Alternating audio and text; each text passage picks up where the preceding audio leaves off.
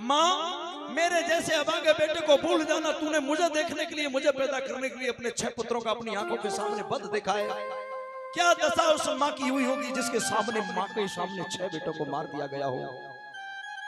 वो माँ तड़पती रही है, मेरी माँ मेरे जन्म के लिए तूने 6 पुत्रों का वध देखा है, मेरे जैसे बेटे को माफ कर देना। और मैया देवकी रो पड़ी और अपने कन्हैया को लिया, हृदय से लगा लिया। मेरे लाल विश्वास नहीं था कि मेरा लल्ला अब देखने को मिलेगा या नहीं मिलेगा। शायद मैं समझती थी अब मेरा कन्हैया कभी नहीं आएगा, सारी जिंदगी हमें जेलों में रहना पड़ेगा। नंद बाबा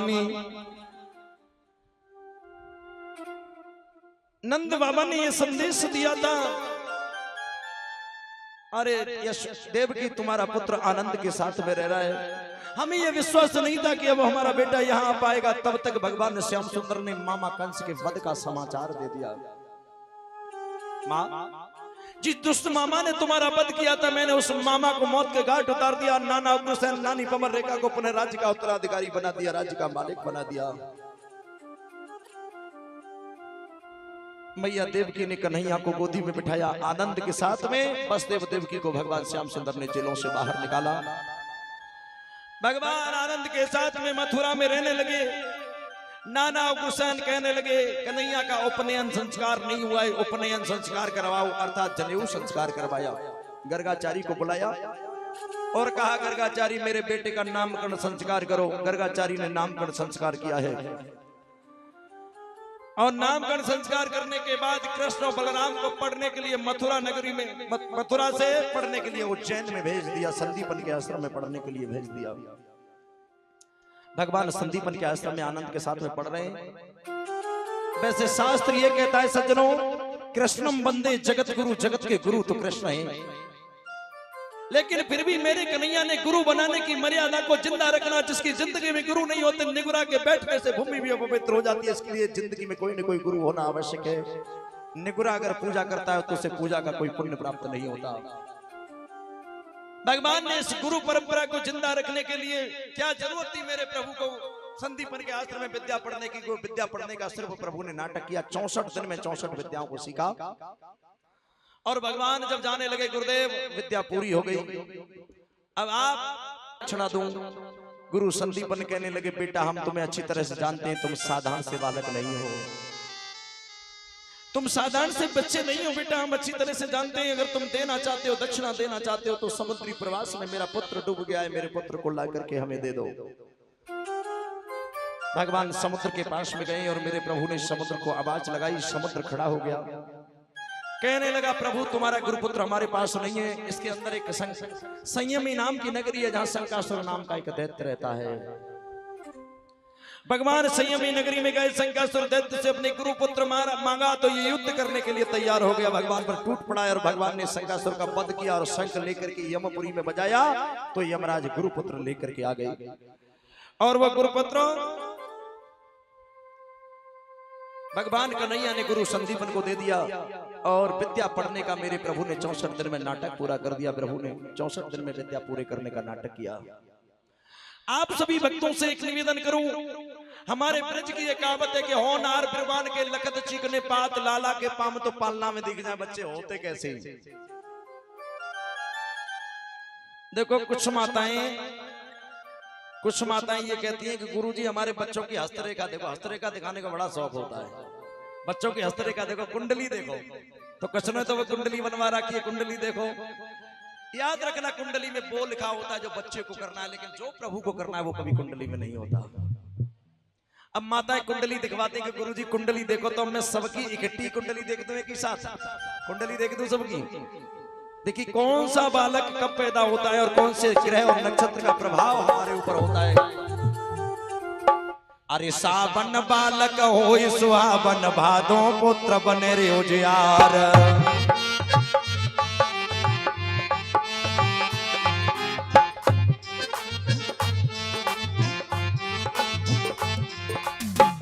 और ये गौतम कल्याणगढ़ी 101 रुपया भेंट कर रहे हैं। भगवान मंदिर की बाधा दूर करें। और एक नोटों का हार आकाश कल्याणगढ़ी बहुत बहुत धन्यवाद। भगवान खुश रखे।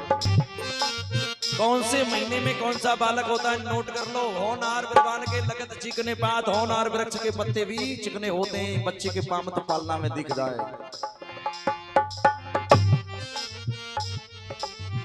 अरे क्या मन पे आकाश नायक पूतना वाले वेश में आए, देखो पूतना वाले वेश में जरा बोली गोविंद भगवान की।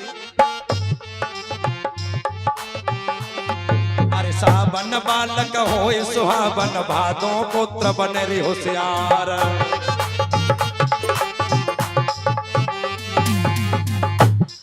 अरे क्वार को बालक कर्महीन होए, ऊपर होवे चतुर सुजान। और 101 रुपया सतीश कल्याण करी। अरे क्वार को बालक कर्महीन होए, ऊपर होवे चतुर सुजान। और विद्वानों ने गणना करी ऐसे, चलो। अरे कार्तिक बालक होए कुल घालक, माने माता पिता की उनाए।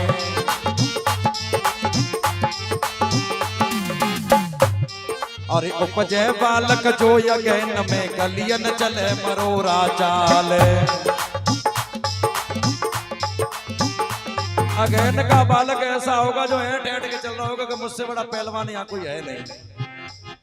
अरे उपजे बालक जो यज्ञ में, गलियन चले मरोरा चाल।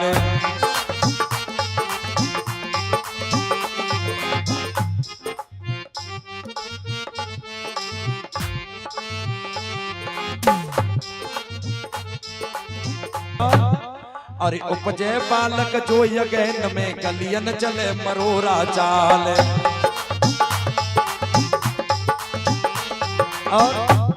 अरे पूसक बालक होए नपुंसक, जहां बैठी बजावे गाल। पूस में जो बालक पैदा होगा, पीछे बहुत गालियां देगा, उसका मैं ऐसा कर दूंगा वैसा कर दूंगा, सामने आए तो टाटा वैसे। और अरे पूसक बालक होए नपुंसक, जहां बैठी बजावे गाल।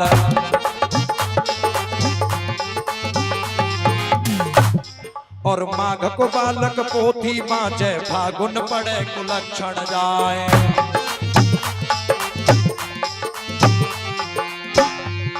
अरे माघ को बालक पोथी बाँचे, फागुन पड़े कुलक्षण जाए।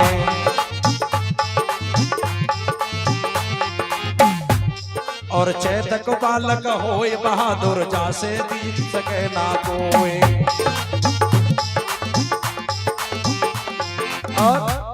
अरे पैसाक बालक सांची बोले, जेठ को झोटी कहीं बनाए ही बनाए।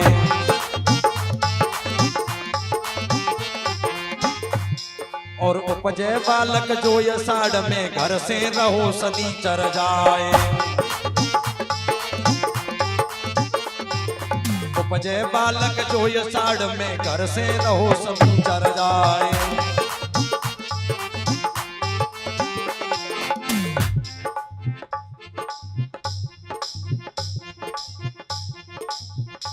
परमपिता परमात्मा से हमें यहाँ संसार में कर्म करने के लिए भेजा, और हम यहाँ कर्म करने के लिए आए, और हमने ऐसा कर्म किया कि परमपिता परमात्मा को जीवन में कभी याद नहीं किया।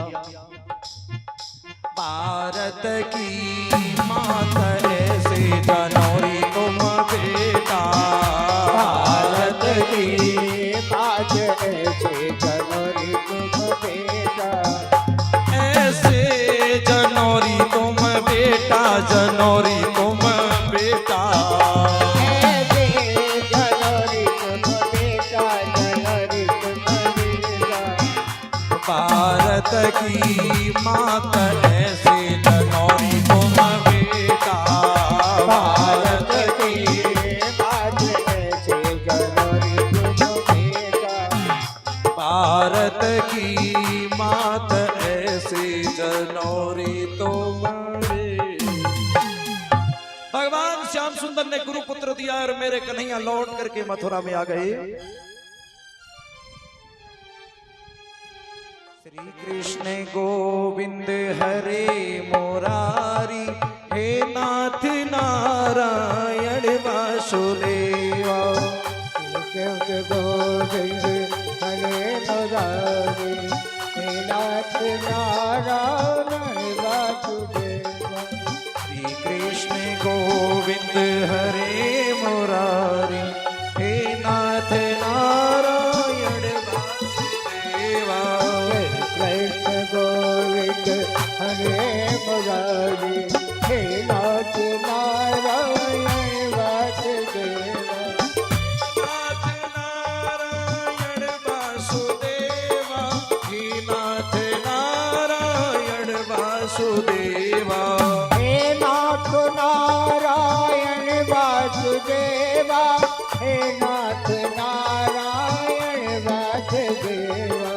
श्री कृष्ण गोविंद हरे मुरारी हे नाथ नारायण वासुदेवा।